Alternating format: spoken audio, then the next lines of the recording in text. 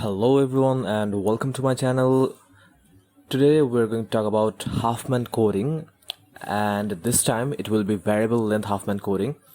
Well, when people say Huffman coding, they actually refer to a variable length Huffman coding because this is the most efficient one.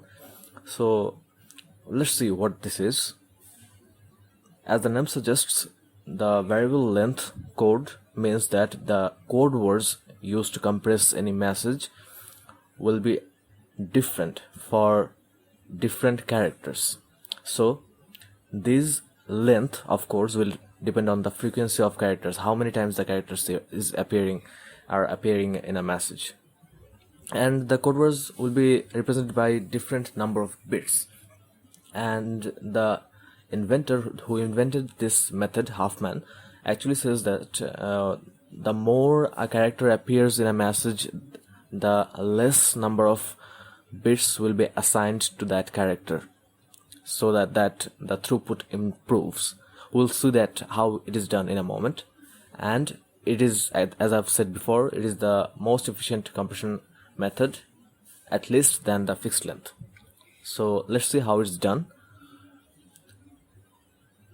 As you can see on the screen that we have a message A B C C B B E A D A E C B E D C B A A B.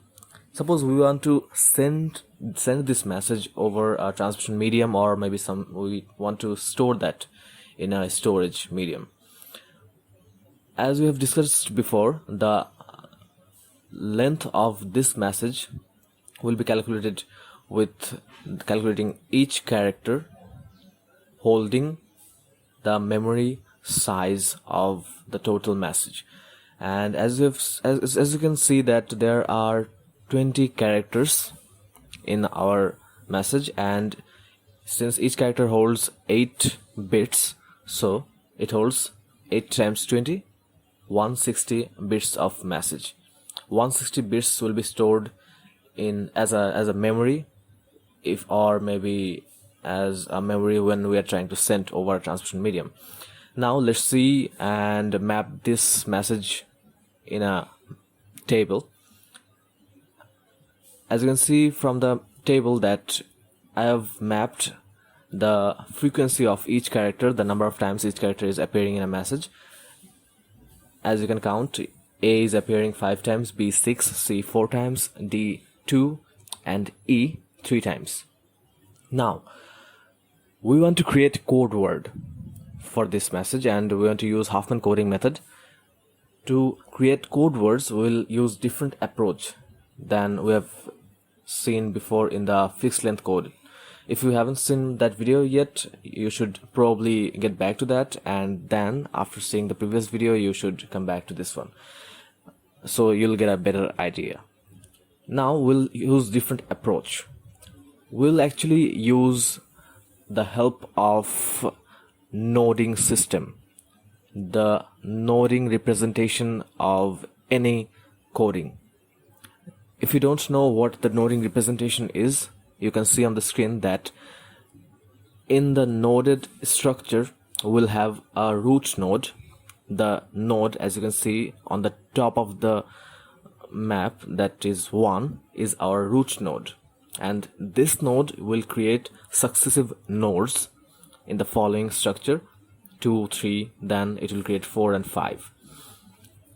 And these 2, 3 are the child node of the previous node, the node from which it was generated. 2 and 3 was generated from 1.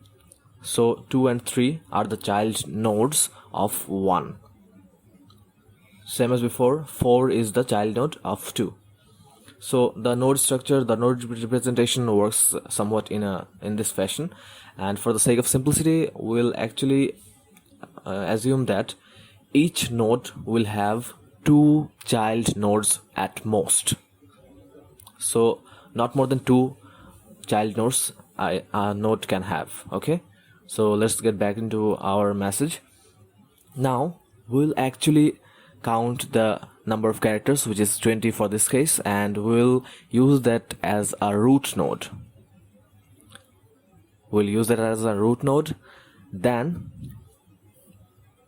and as you can see from the previous picture, that the last number of nodes 4 5 has no child nodes, and these actually are the last part, the execution of node representation.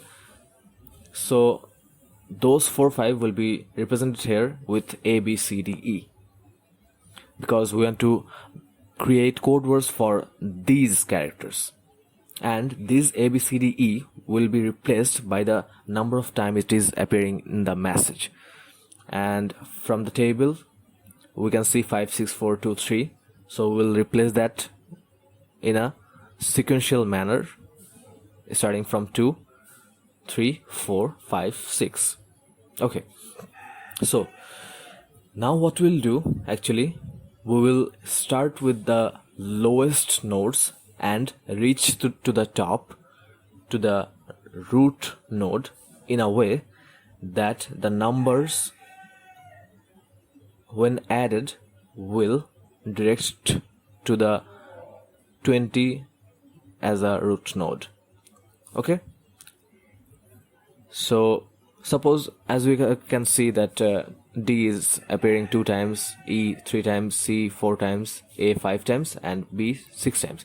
And as we've been saying, that we want to create a method, an algorithm we want to follow, in which we can actually reach the top of the node 20 in a way that the numbers used in this way, 2 3 4 5 6, can reach the 20 with summation method, that we can make sum of the numbers and then reach to the top. Like if we add 2 and 3, we'll have 5. Then if we add 5 with the frequency of C4, we'll have 9. Now if we add this 9, we'll not get 20. As you can see, if we add 9 with 5, we will have 14. If we add 9 with 6, we'll have 15. Yes, we'll not get 20, but the goal is to make the summation 20. So what we'll do, we'll create another node, we'll add 5 and 6, and the summation is 11. So then if we add 11 and 9, we'll get 20.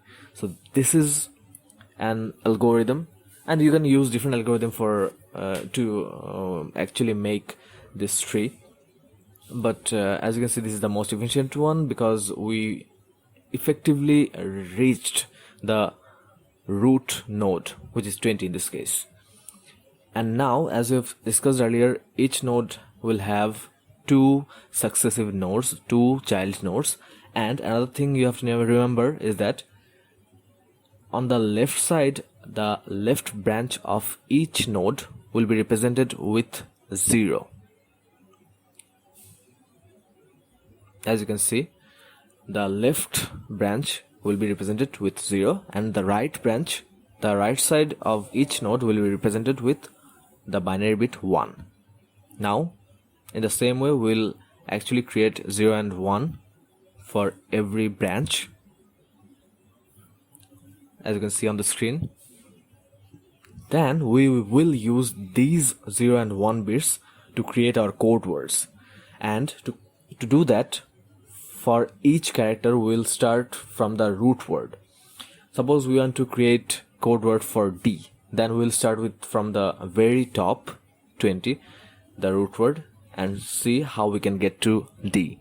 From 20 we have to go to 9, then we'll have a 0. Then from 9 to 5 we'll have another 0. From 5 to 2, which is our D, we'll have another 0. So 0 0 0 will be used to represent our D, and this 0 0 0 will be our code word.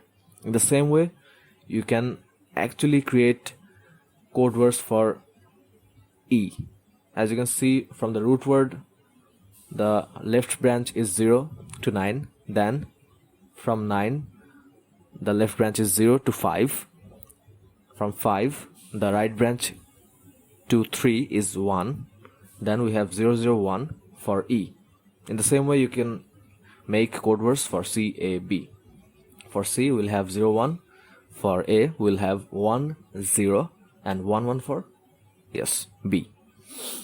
Okay, so this is pretty much it. Actually, this is pretty much the Huffman coding for variable length method. And as you can see, the code words varies in length. The number of bits used to represent each character is different. And as the Huffman says that the more a character appears in a message, the less number of bits will be used to represent that character. So as you can see, B and E were appearing in the message 6 times and 5 times respectively. So just 2 bits are used to represent these characters. Okay, so as you can see, if the number of frequency is more and in terms of that the length of code word is small, then we'll have a small number of bits as compared to the fixed length coding that we've seen in the previous video. And now let's see how many bits will we have after compression. As you can see, the total bits will equal to the summation of the bit words, the number of bits for table plus the code word with frequency. And we have discussed the method of counting these numbers in the previous video, so I'll just write it down. For table you will have 52 bits. How 52 bits? Because we have 5 characters, each character holds 8 bits, so 5 times 8 gives us 40. And code words, for code words we have 10 for A, 11 for B, 101 for C. For D we have 000, for E we have 001. So we have 1 2 3 4 5 6 7 8 9 10 11 12 bits of total code words. So 40 plus 12 will give us 52, the memory of the table 52. Then we'll add the code words with the frequency.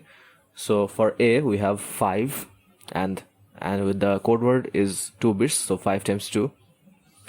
In such a way you can map the numbers: 6 times 2 for B, 4 times 2 for C, 3 times 2 for D, and 3 times 3 for E. The total will get 103 bits. From 160 bits of the original message, we are actually sending after compression 103 bits. It's so much efficient, as you can tell from the method. Okay, this is actually the Huffman coding with the variable length method. Now, as you can see on the screen, I have provided a sample question for you. You have to find out the code word for C. We have discussed the algorithm and method to find the code words, so it will be, I guess, easy for you to find out the code word for C. You have 4 options and you have to choose the correct one and comment below. I will provide the answer with explanation in the description section, but before going through that, you should try this question by yourself and answer in the comment section. I'll see you next time. Goodbye.